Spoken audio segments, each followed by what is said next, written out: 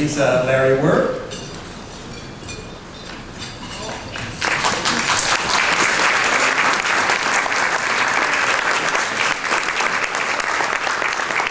Larry, you have a presentation. Hi, Bob, and good evening, everyone. Happy Father's Day, all you dads. I'm a father of four, and I spent most of my childhood at home without a father. And I very much enjoy not having that happen in my family life right now. And my kids right now have just moved into their 20s, and this is kind of a fun payback time. Still a little touch and go, but we're starting to be pals and enjoy each other right now. So I'd like to introduce the Father Figure of the Year, 2011, Mr. Michael Brady.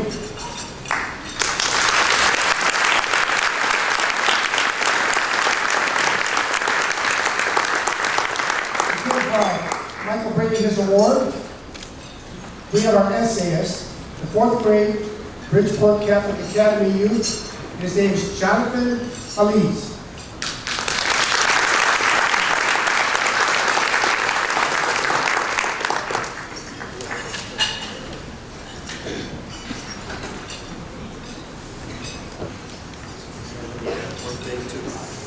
Also, along with Larry, I'd like to mention that Mark Kramer and Jim Mullen are presenters in this category as well.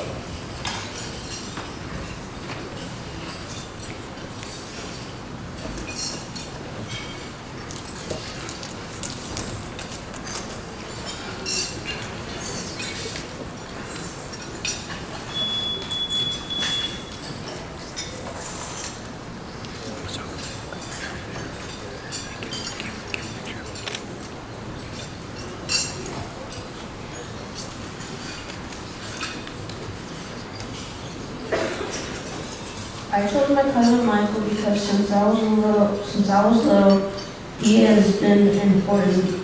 He has been an important part of my life. He was in college when I was born, but when he had breaks from college, he would come and visit me. I remember when I was 4 years old, my cousin taught me how to pretend shave. He took out his shaving cream and put it on my face.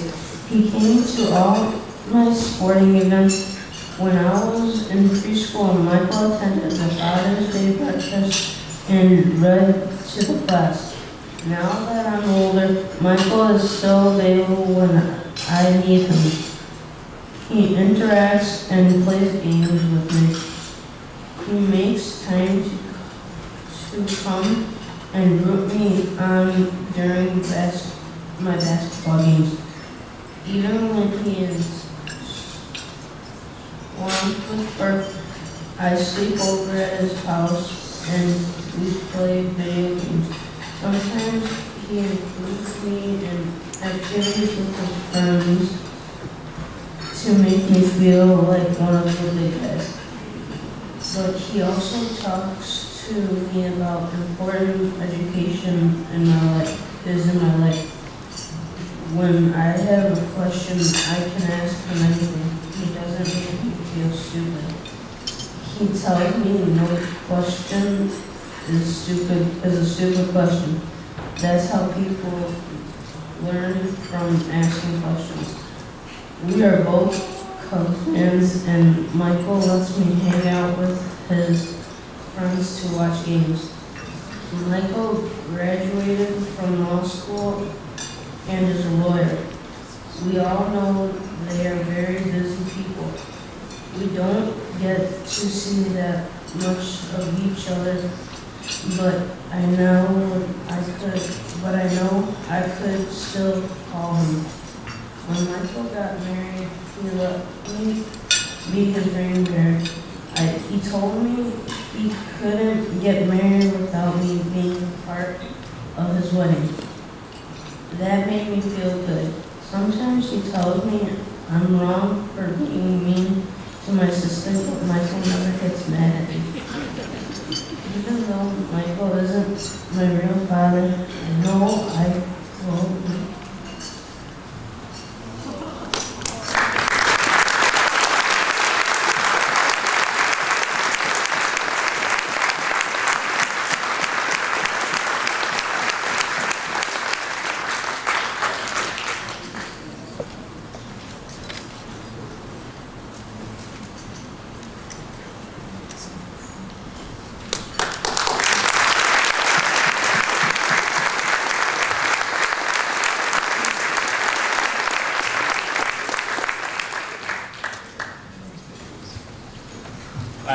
is Mark Kramer. I'm the Secretary of IFI.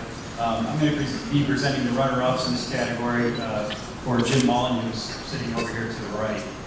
We're very honored to have Jim here, and he actually, I'm not going to embarrass you, he forgot your glasses, so I'm here to read the names. It's tough to follow up one of the readers here, but I'm going to try to do my best. So the runner-up, Father of the Year, essayist coming from the 5th grade is Gabrielle Gutierrez.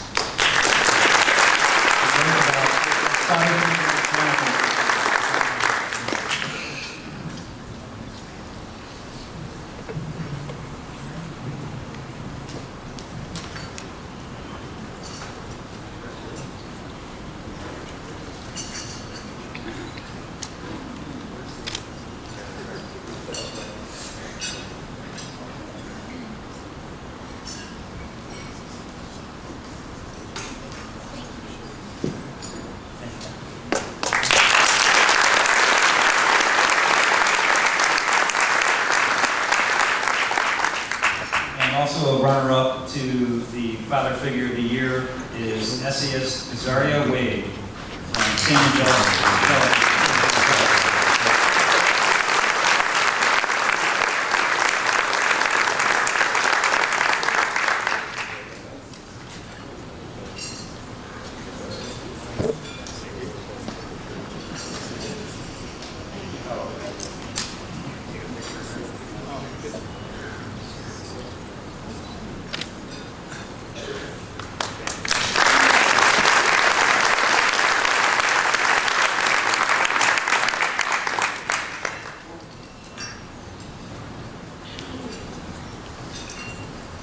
Next, John Shikata is going to come up, please, John, and introduce the grandfather of the year.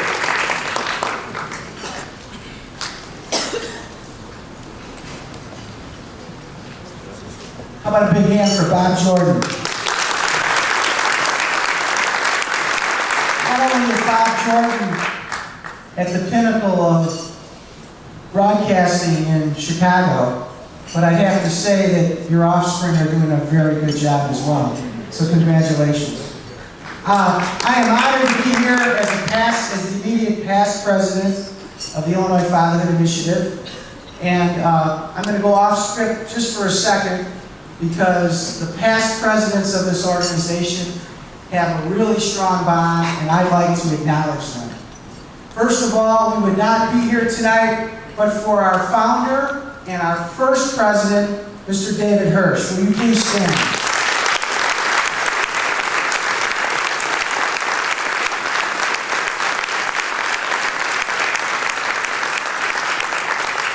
Our second president took the baton from our founder, David, was Mr. Jim Paglia. Jim, please stand.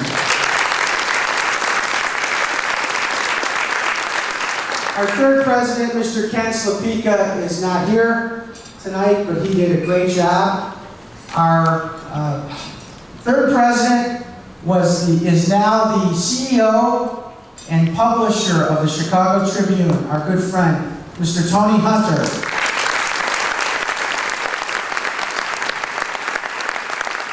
Then came me, and of course Kevin Kerber. Let's give Kevin a great round of applause. I am here to introduce the runner-up for the Grandfather of the Year. And just from a personal perspective, my mother and father were divorced when I was young, and my grandfather raised me. So I don't think I'm alone with respect to how important a grandfather can be in someone's life. My grandfather was not only my grandfather, but he was my father. So, to the Grandfathers of the Year, I'd like to introduce Mr. Alan Wilson as a runner-up Grandfather of the Year with essayist Dallas Hilliard. Dallas is in the 3rd grade at the Hickory Bend School in Glenwood, Illinois. Let's give them a great round of applause.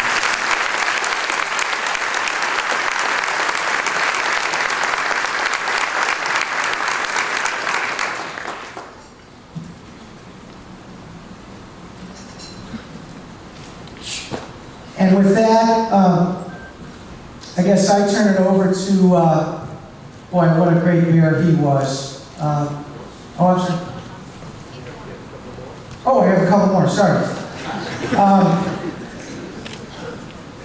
Make sure I don't screw this up. Do it all? All right, I'll do it all. I get to do it all, this is fun. The second runner-up is Mr. Rick Tomaska, an SAS Talent Ethos. Talent is a first grader in Goody Grove School in Homer Glen.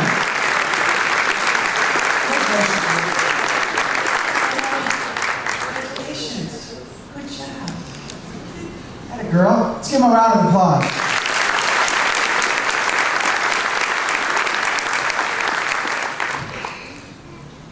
And now it's the moment we've all been waiting for.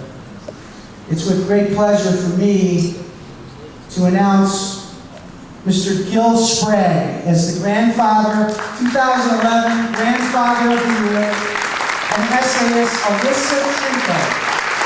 Alyssa is a 7th grader at Independence Junior High School in Palos Hills. Thanks. Let's give them a big round of applause.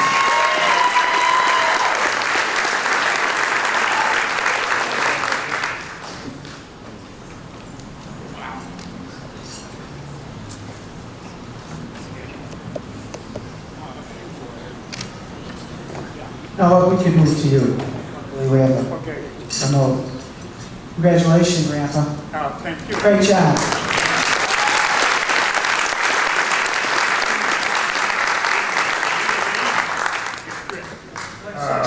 Yeah, for this to happen, for my granddaughter and I, and especially myself, and being in my elite 80s is a tremendous honor. And myself to have my supporting cast with me is really great, you know, because it takes more than just the one. And to be able to write these things, because anyone could win this award that's dedicated to the family. And a teach discipline is probably one of the most important things we can do. Thank you.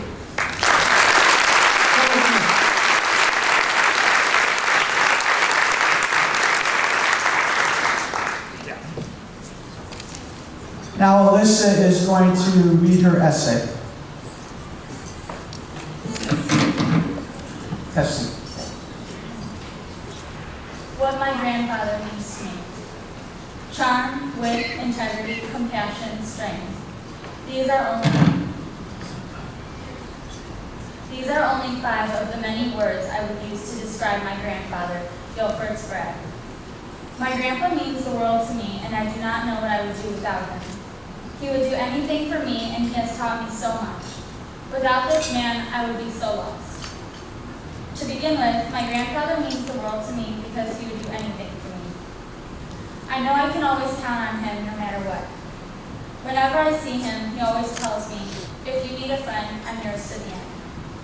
These are not just a few words, he truly means it.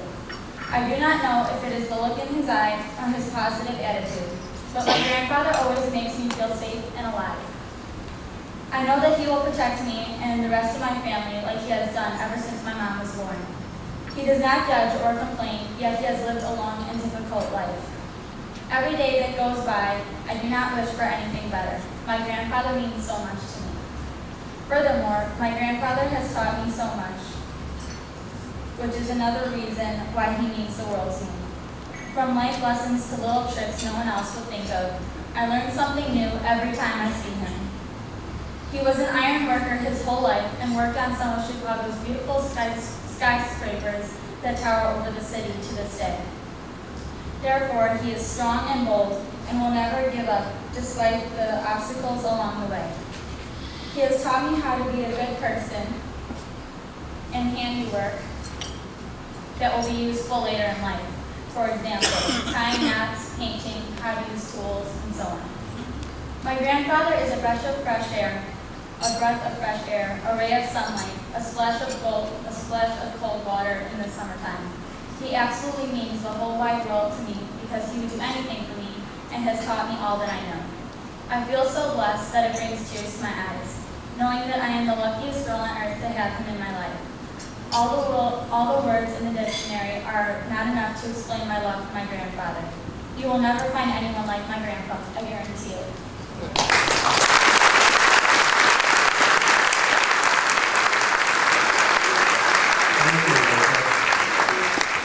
Grandpa, I know that makes you feel pretty good, huh?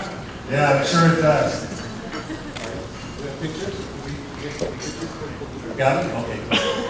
Thank you very much. Let's get Tony Hunter, please, if you will come up, and Ray Vasquez.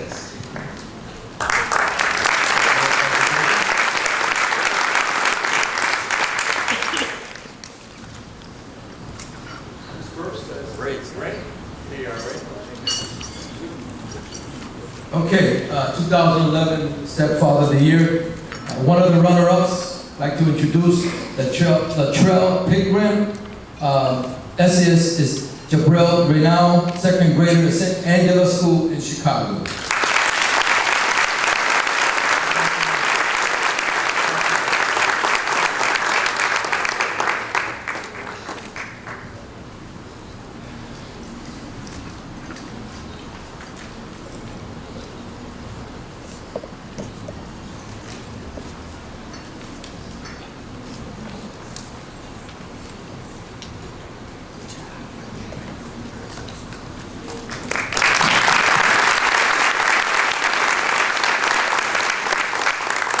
Second runner-up Stepfather of the Year is Donald Wagman. The essayist is Renee Jumper, a 12th grader at Homefield High School. Let's give him a big round of applause.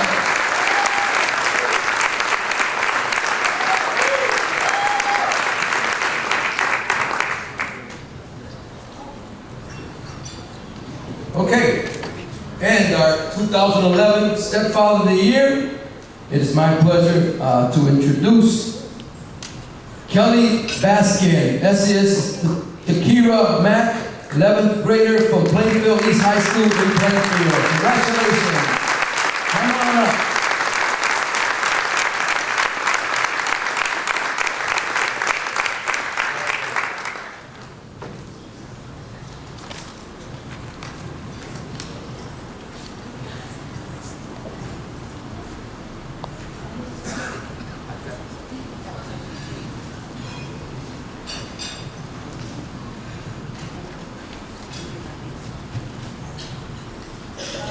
Good evening. First of all, I'd like to say, pronounce my name Takira.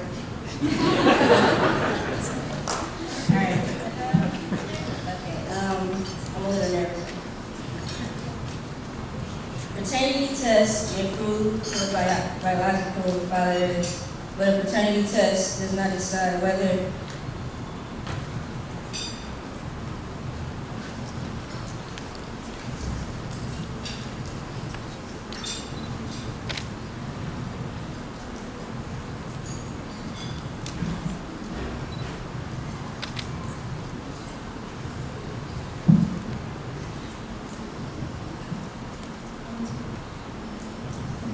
a paternity test may prove who a biological father is, but a paternity test does not decide whether or not a man is willing to accept the responsibility of raising a child or even playing a role in a child's life.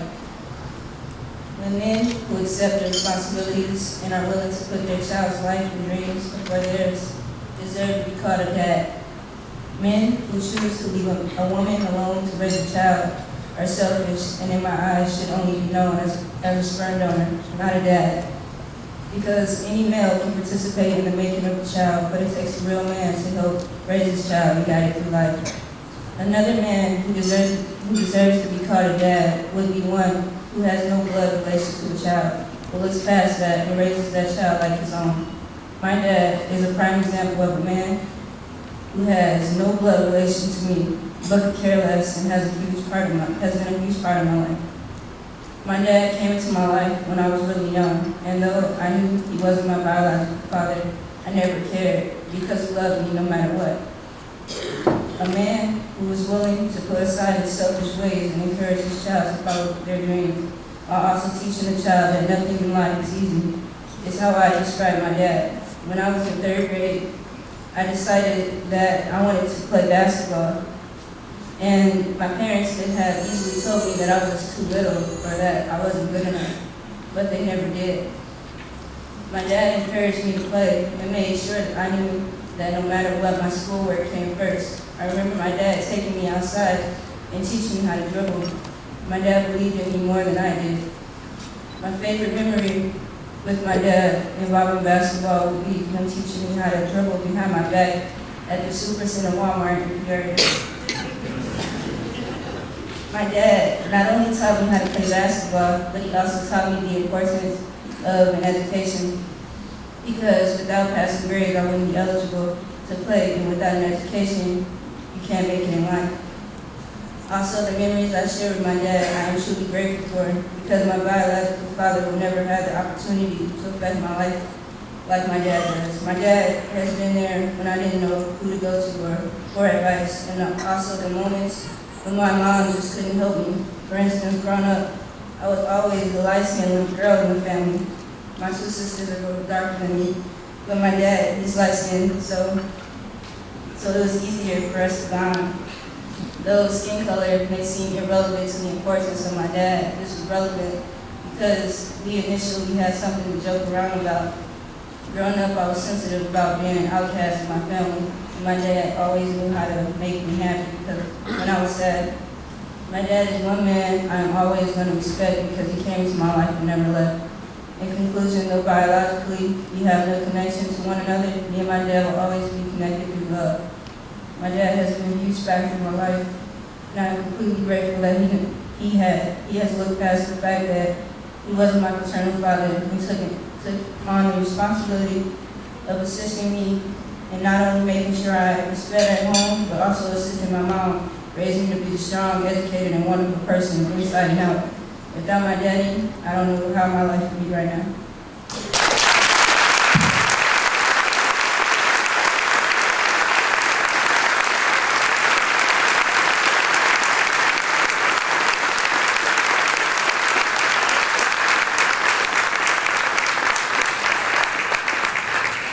Congratulations to both of you. Thank you so much. And you know, it kind of emphasizes how important dads are in the lives of everyone. And I see a lot of handkerchiefs going up to eyes out there in the audience, too.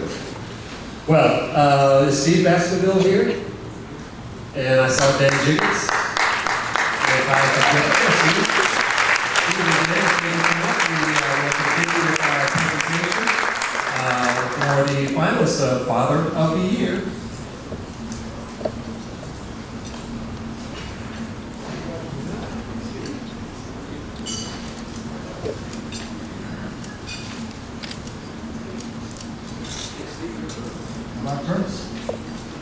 Let me get this out of the way. The low tonight will be 59 degrees. And partly cloudy. There's no greater role than to be a father figure, or a grandfather. By the way, I'm a new grandfather.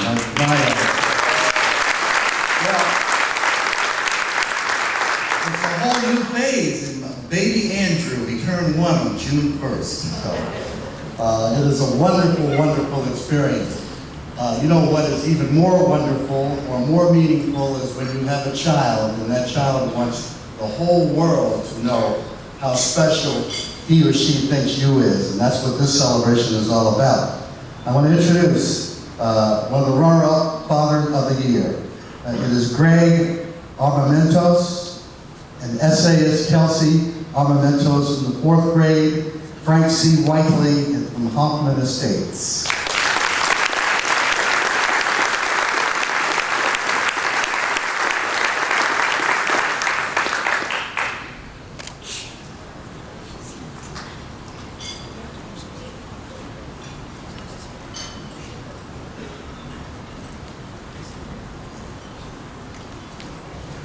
I don't know if you noticed now, but Steve and I are related in terms of our family. That's right. But kind of strange to end up on the same podium together.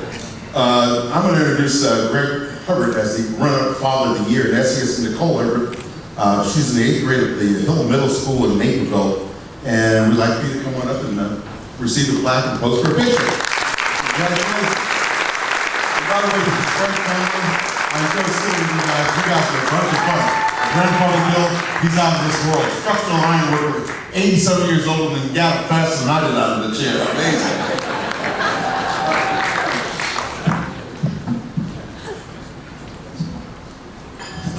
And Steve, I'm going to hand it back over to you, buddy. No, you weren't kidding. We are cousins. Dan is my cousin. Okay. You learn something every day. Did I mention that the high tomorrow is going to be 80? Very exciting moment, because I want to announce the 2011 Father of the Year. That person is John Kennard, essayist Bridget Kennard, first grade from Ridge Elementary School in Plainfield. Let's hear it for John and for Bridget. Our Father of the Year for 2011.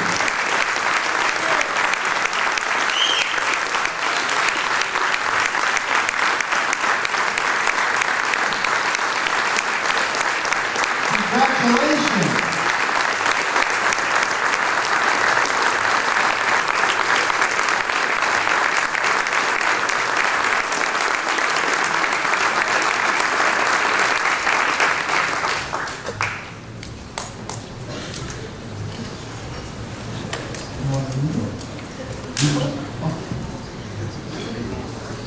Shall I read it one? Want me to? It's a great essay. I think people would like to hear it. Right here.